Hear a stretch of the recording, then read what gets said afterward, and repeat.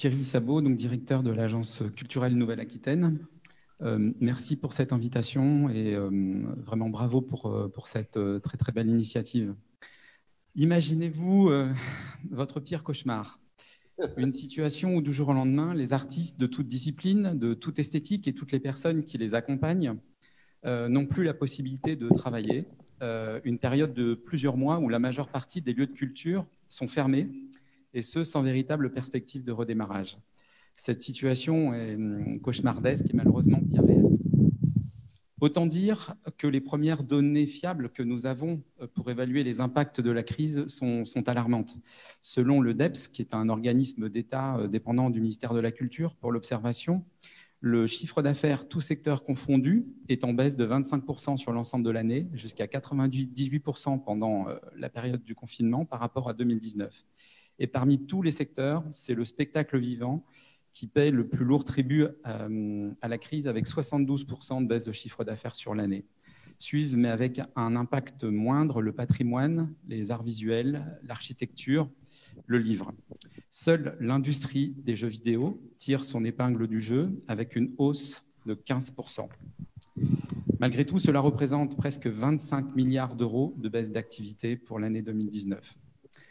Aussi, vous ne serez pas étonné que nous entendions, dans toutes les réunions auxquelles nous participons ou que nous animons depuis 3 mois, des termes très forts comme tempête, champ de ruines, écroulement du château de cartes, jungle, brouillard.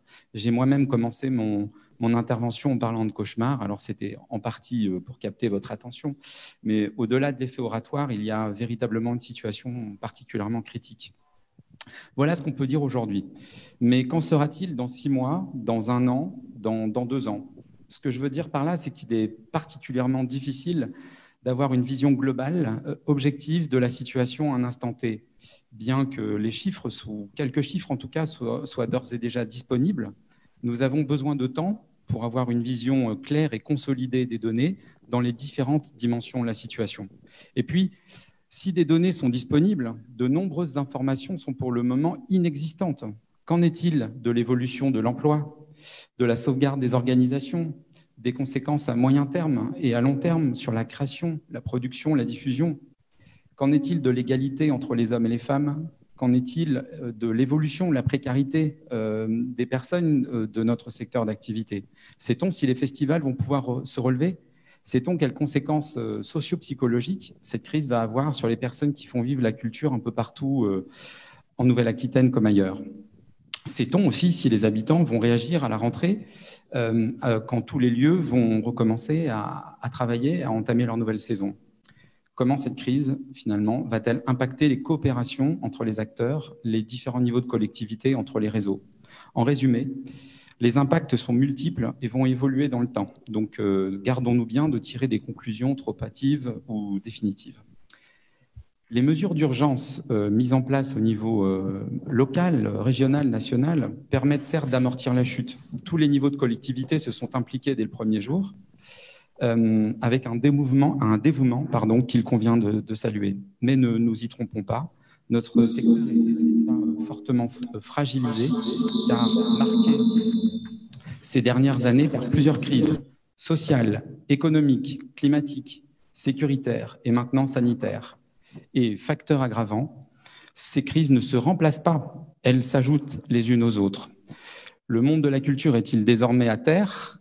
Comment et quand va-t-il se relever? Je ne veux pas ici me placer uniquement en qualité d'observateur, quoique cela soit une mission pilier historique de notre agence. Je veux aussi adopter un rôle d'acteur engagé.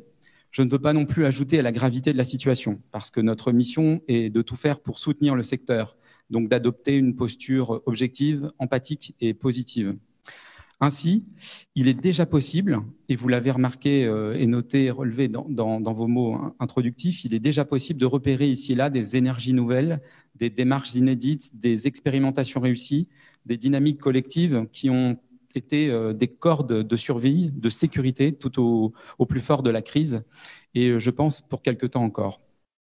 On peut faire le constat que si des acteurs sont en grande difficulté, il y a aussi des opérateurs plus stables, moins impactés, qui ont trouvé un bénéfice à expérimenter des choses, notamment autour du numérique.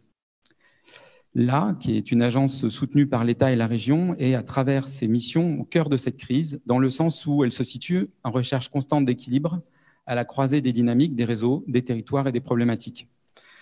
Durant ce confinement, on a développé tout le programme d'activité que nous avions en présentiel, on a pu le décliner à distance. Des webinaires, des accompagnements à distance, un site ressources, veille, documentation, information, particulièrement utile aux acteurs. On a pu avoir des informations, des retours là-dessus.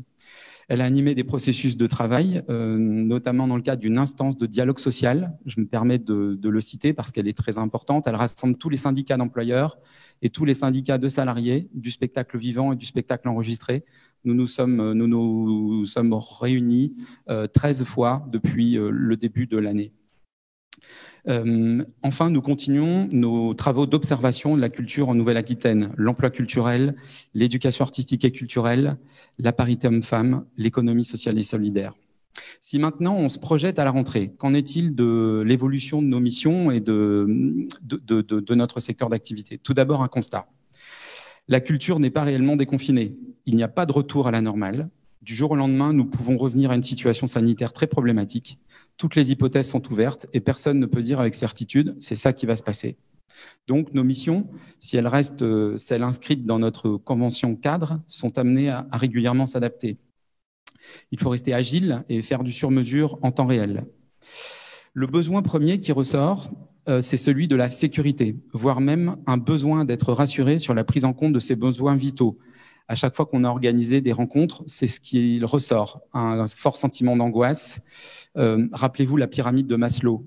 Effectivement, pour certains d'entre nous, on est en train de re-questionner des besoins presque physiologiques. Pour bon nombre d'organisations, ce qui se joue, c'est la survie. Donc, on est là dans une course contre la montre, identifier toutes les situations critiques et trouver la meilleure façon de venir presque au secours des personnes et des organisations les plus en difficulté. Ensuite, on a besoin d'être guidé. C'est-à-dire que ce qui ressort de toutes les rencontres, de toutes les réunions auxquelles nous avons participé, que nous avons initiées, c'est un besoin d'être guidé, de savoir naviguer, donc de savoir où on va. Et pour paraphraser le titre du dernier ouvrage ou un des derniers ouvrages de Bruno Latour, où atterrir. Dès lors, il me semble qu'on peut reformuler ce qu'il y a à faire, donc en filigrane notre feuille de route, mais quand je dis notre, je pense qu'elle doit être véritablement partagée pour les mois et les semaines à venir. Je m'appuie sur des attentes exprimées ces dernières semaines et sur une analyse que nous faisons des différentes situations.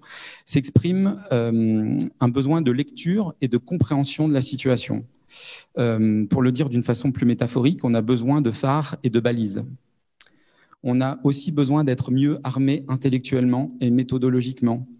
Non pas que la pensée manque, pas du tout, je crois qu'elle est là, elle est présente, mais le problème qui se pose, c'est que nous ne savons pas toujours où elle se trouve, nous n'avons surtout pas d'endroit où la partager et nous n'avons pas de méthode pour nous en saisir, ou pas suffisamment en tout cas. Et quand on l'a individuellement, le problème, c'est quand on passe à la dimension collective.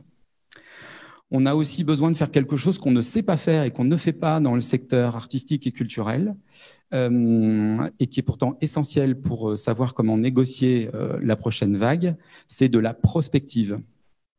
Enfin, on a besoin de travailler ensemble, je le disais, de produire du commun, de contribuer dans un mouvement bottom-up à notre avenir. Nous avons plus que jamais besoin de liens. Et pour cela, il faut que toutes les parties prenantes soient identifiées et reconnues, qu'elles sachent qu'elles peuvent prendre part à la discussion, à la négociation, à la co-construction. Cette condition nous paraît fondamentale. Voilà, il faut avoir une approche systémique. Voilà, c'est ce à quoi nous devons nous atteler dans ces prochains mois. Merci.